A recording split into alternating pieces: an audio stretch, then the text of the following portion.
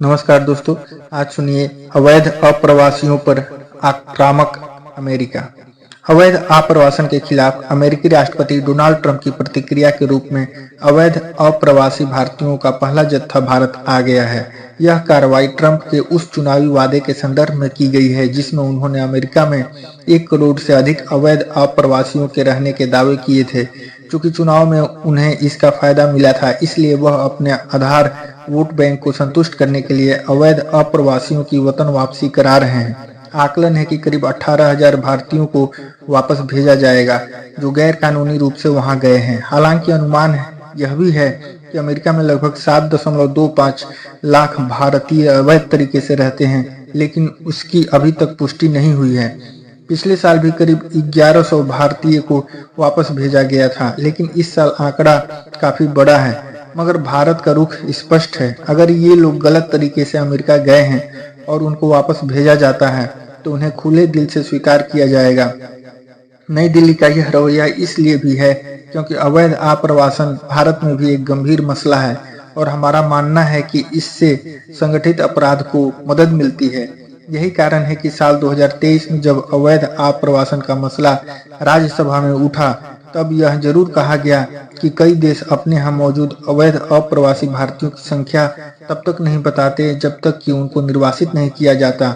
लेकिन इसकी जानकारी भी दी गई कि देश में 30 अक्टूबर 2023 तक 2,925 ऐसे एजेंटों की पहचान कर ली गई थी जो गलत तरीके से भारतीयों को विदेश भेजते हैं।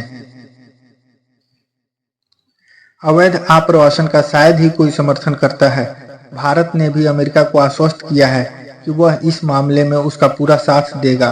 बीते दिनों जब प्रधानमंत्री नरेंद्र मोदी के साथ अमेरिकी राष्ट्रपति डोनाल्ड ट्रंप की फोन पर बातचीत हुई थी, तब उसमें भी यह मसला उठा था। हालांकि अमेरिका में मौजूद अवैध अप्रवासियों में भारत की हिस्सेदारी बमुश्किल 3% है और इसकी तुलना में अमेरिका के पड़ोसी देश मेक्सिको या लातिन अमेरिका से बड़ी संख्या में लोग गैर कानूनी रूप से अमेरिका जाते हैं। मगर भारतीय नागरिकों पर इसलिए कार्रवाई की गई है क्योंकि बीते कुछ वर्षों में हमने यह आंकड़ा बढ़ते देखा है, जो चिंता की वजह है।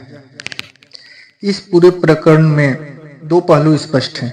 एक, अमेरिकी राष्ट्रपति घरेलू राजनीति के दबाव में ऐसा कर रहे हैं और अपने नागरिकों को यह एहसास दिलाना चाहते हैं कि उन्होंने चुनाव में जो कहा था उसे पूरा करने की ताकत रखते हैं। पद संभालते ही जिस तरह से उन्होंने ताबड़तोड़ फैसले किए, उसका संदेश भी कमोबेश यही था। हाँ, यह अलग बात है कि उनके कुछ फैसले अब अदालती पेच में फंस गए हैं और मुमकिन है कि उन्हें अपने कदम पीछे भी खींचने पड़ जाएं। मगर इसका दूसरा पहलू कहीं ज्यादा चिंतनीय है। अवैध आप्रवासियों के खिलाफ इस कदर कार्रवाई बताती है कि आप्रवासन के खिलाफ अमेरिका, यूरोप सहित कई देशों में नकारात्मक माहौल बनने लगा है। बेशक कार्रवाई गैर कानूनी रूप से रहने वाले विदेशी नागरिकों पर हो रही है, लेकिन इसका असर कानूनी तरीके से रहने वाले लोगों पर भी पड़ सकता है। ऐसी घटनाओं का इस्तेमाल आप्रवासन के खिलाफ माहौल बनाने में किया जा सकता है। वैसे भी संरक्षणवाद की हवा पूरी दुनिया में बहने लगी है और सभी देश अपने संसाधनों पर अपने नागरिकों का ही हक चाहने लगे हैं। भारत से लोग कहां-कहां गैर कानूनी रूप से जाते हैं यह कहना मुश्किल है, लेकिन माना यही जाता है कि वे अमेरिका, यूरोप, कनाडा और मध्य पूर्व या पश्चिम एशिया जाना ज्यादा पसंद करते हैं। पिछले साल ही मार्च में यह खबर आई थी कि वर्ष 2023 में 1000 से अधिक भारतीयों ने गैर कानूनी रूप से ब्रिटेन की सीमा में घुसने के लिए जीवन तक को दांव पर लगा दिया था और छोटी छोटी नौकाओं के सहारे इंग्लिश चैनल पार करने की कोशिश की थी। ऐसा उन्होंने नौकरी पाने और बेहतर जीवन की तलाश में की थी। आंकड़े बताते हैं कि साल 2023 में ब्रिटेन में शरण मांगने वाले भारतीयों की संख्या 5000 से ज्यादा हो चुकी थी। ये संकेत हैं कि विदेश जाने के लिए भारतीय हर मुश्किल झेलने को तैयार जान पड़ते हैं, क्योंकि उनको लगता है कि बेहतर जीवन वहीं मिल सकता है।